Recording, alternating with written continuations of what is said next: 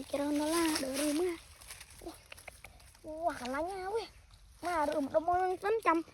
Bỏ trăm nhìn cái mục tiêu ui. Nè.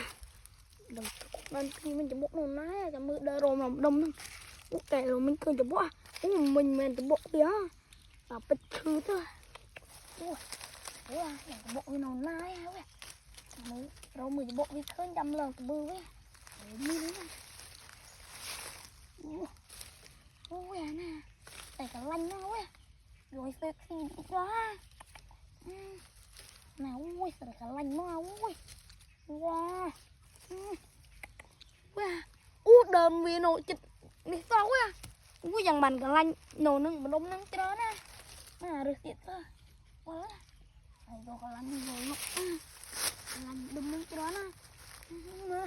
Ui sao cả lanh nó. Ui nè, gặp đờm ui. Mà ui, bỏ mà. Mà bỏ mặt máu kìa. Mà em máu kìa. Có đánh ơn nè. Máu kìa. Anh khung ngầm đừng kéo kìa. Dạ. Cái khung ngầm đừng nâng áo kìa. Gọi là anh khung kìa. Dạ kìa.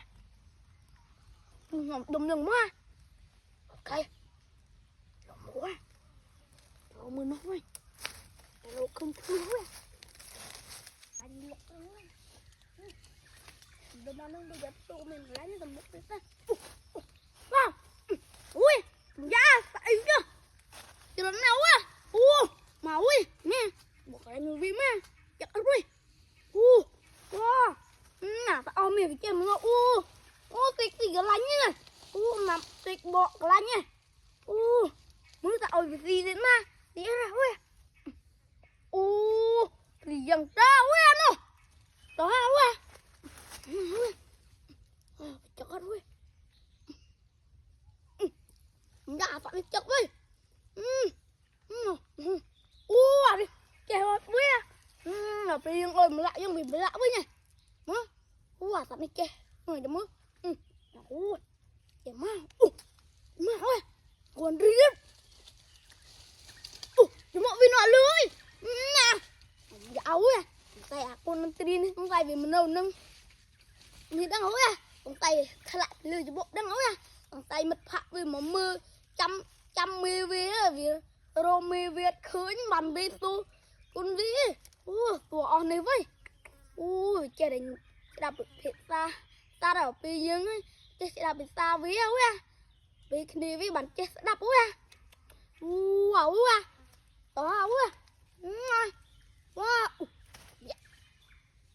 đầm cả lanh nó ơi mưa lên hơi ra mình ôm một bịch cả lanh thôi cho nó lao ôi à lao ôi à mau quá lạnh cho nó còn lạnh sạch như đó mà